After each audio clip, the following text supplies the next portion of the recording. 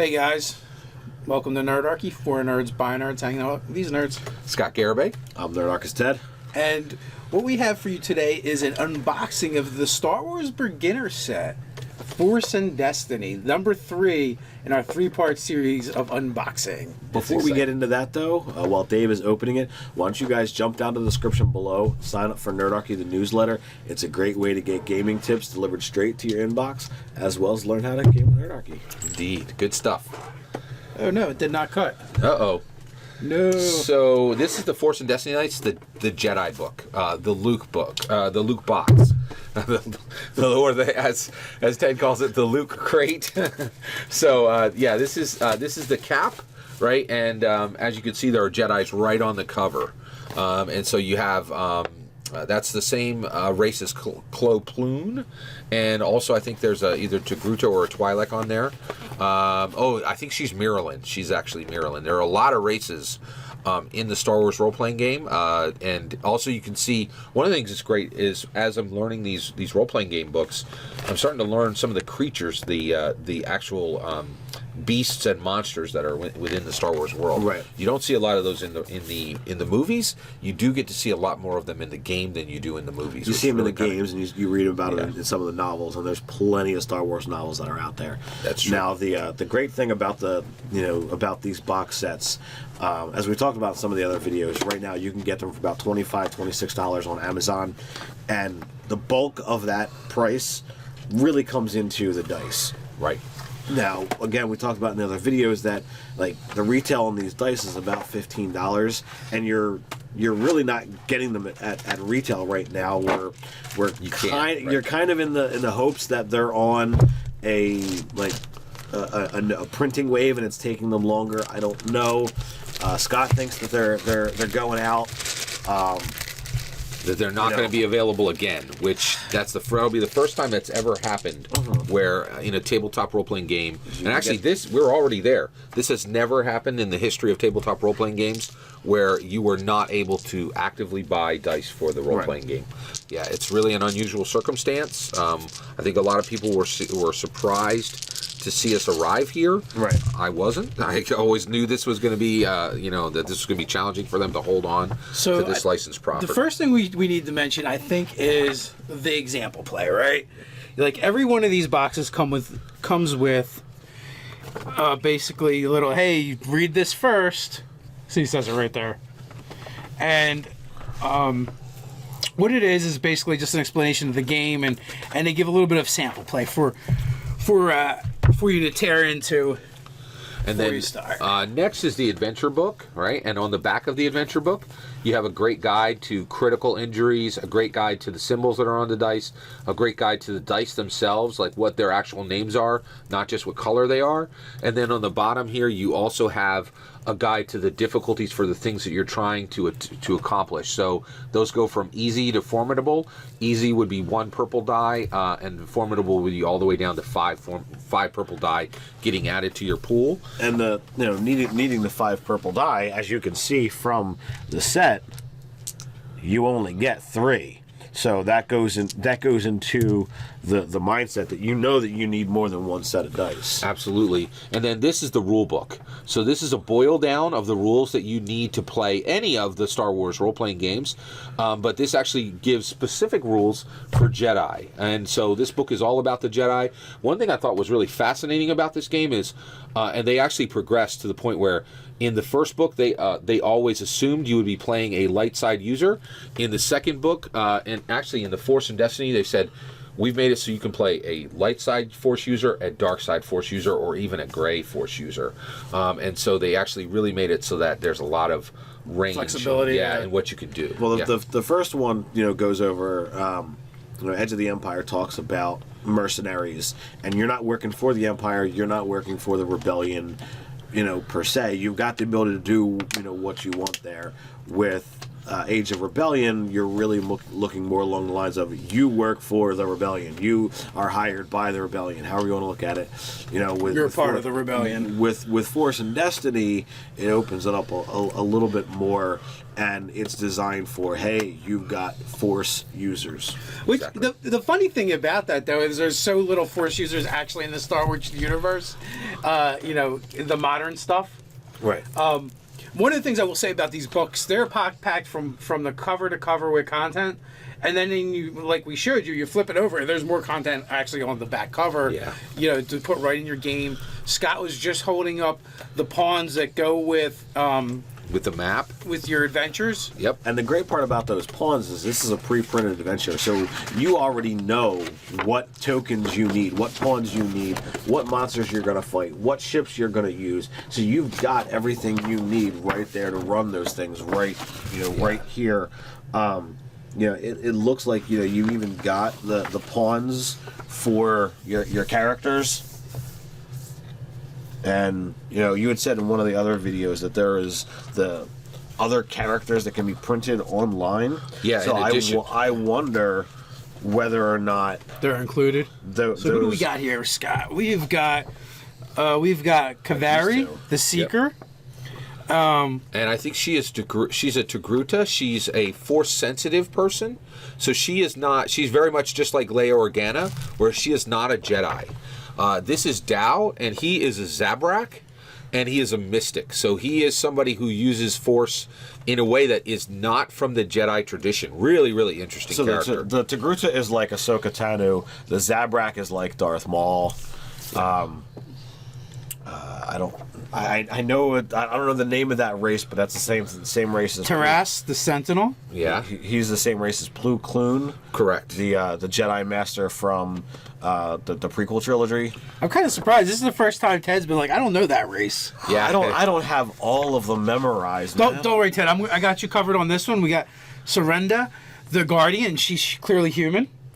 Oh, and his species is Keldor, because we know there are a lot of people out there saying Keldor at the screen. Yeah. So he is a Keldor, and actually they don't. And he has the rebreather because they don't actually breathe normal air the way don't other they breathe chlorine. Yeah, exactly. It's they have this really caustic material on their planet that kills others, but is great to them. So one of the things that's really awesome about this game is, again, these are invaluable. So on the back of each one of these awesome characters, you have their story. And one of the things that's really great about this book specifically is I think every single Star Wars role-playing game master out there is like, oh my gosh, everybody loves the Jedi. How do I get them into this game? Because there's a million different reasons why there shouldn't be a lot of Jedi running around. And so one of the things that's great is each one of these guys say it's exactly how you get a different type of Jedi into your game in a way that's natural and doesn't really bend the rules of either the role-playing game or the Star Wars world. That's really cool. Yeah, I want to say, like, even these character sheets themselves are easily worth $2 to $3 a piece.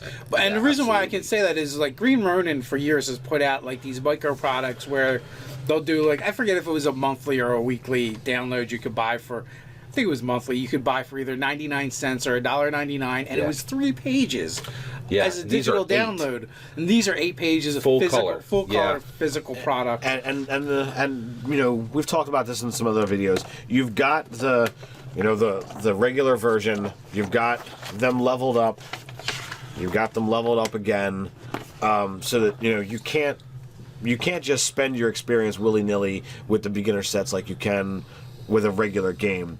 And even if you're not going to use these as player characters, although clearly that's what they're designed for, they come with a fully done up backstory on the back of every single character portfolio, because it's not a character sheet, this is a portfolio. You've got so much information here, it's jam-packed. These are NPCs that you can use. Scott, you talked about another game where party division happens and it's like, well, I'm gonna go this way, so now I'm gonna sit and twiddle my thumbs for an hour and a half while the other party goes off and does something else. You could be like, no, this character here is going on the mission with your other party. take part as that, and anything that you do will earn you XP for your other character. Right, and to your point, one of the things that is great is when I have this situation where I have a player who has legitimately said my Star Wars character is going to go off in this other direction, just the way they do in every single film where there's a breakup between the characters. When you say, hey, check out these 4 different Jedi and just hand them over, my players are like, ooh, like you're immediately drawn in by this fantastic visual in the front. You start paging through, and you can look on the back and say, okay, I get an idea of where these guys came from, and so they really seem like a treat for the players to get to choose from.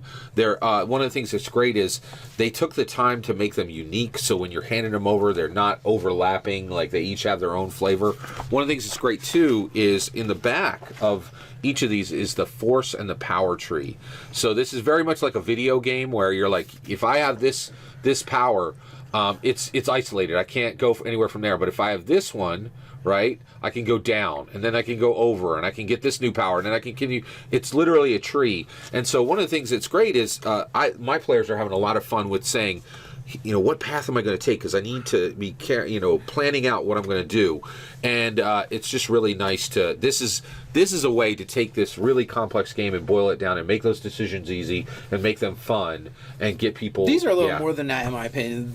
For each set, these character portfolios are showcases of a particular race and skill set that are in the game, and it's just designed to highlight that. Absolutely, in a beautiful way. They're so good that honestly, I would love to see these for a lot more games. I would love to see these for Dungeons and Dragons 5th edition. I think this is a completely viable product for Dungeons and Dragons 5th edition. I would love to see these for Shadowrun. And this is one of the reasons why I've been so crazy about this game is. Not only is this a great game, and Fantasy Flight Games has delivered us a wonderful new way to play in the Star Wars role-playing game world, but they are advancing the entire role-playing game industry, saying this is a new level of product, right? Custom dice, full color on every page, full color handouts, material that can be handed to players.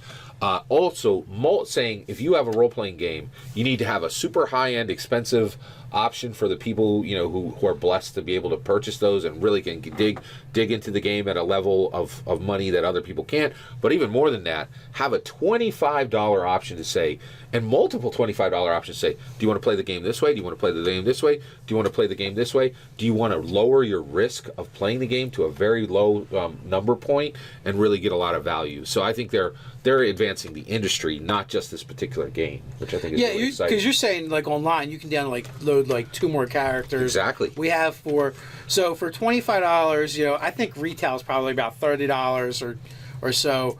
Yeah. You're going to get the dice and the ability to play this game with 7 people, pretty much.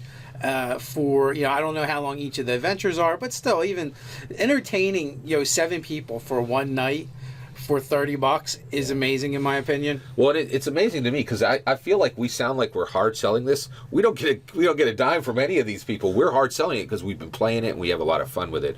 So we're saying if we know if you're out there and you have $1 to spend on your RPGs, there's a lot of other things to spend it on. If you're spending your money here, you are really getting a lot back, and I think that's because FFG I think we're just trying to show you that this is a valuable place to put your money. Absolutely. And, let's face it. You can go off and you can buy, the 5th edition stuff, and what does that get you versus what this gets you. Well, and I think one of the things that's great is I think they are kind of like setting this out as this is an idea that can be done in D&D 5th edition. And one of the things that's great is D&D 5th edition has these other companies working on it. So I'm hoping they see the idea and say, "Oh, we can do this too," and start to make it a little more accessible to use some of these ideas in Dungeons and Dragons 5th edition. So only time will tell. Indeed. So you guys let us know. Did you have something you wanted to say? No, I was just gonna wrap it up. Yeah. All right. So you guys let us know what you think in the comments below. While you're at it, like, share, and subscribe. You can follow us on Twitter @Nerdarchy. So until next time, stay nerdy.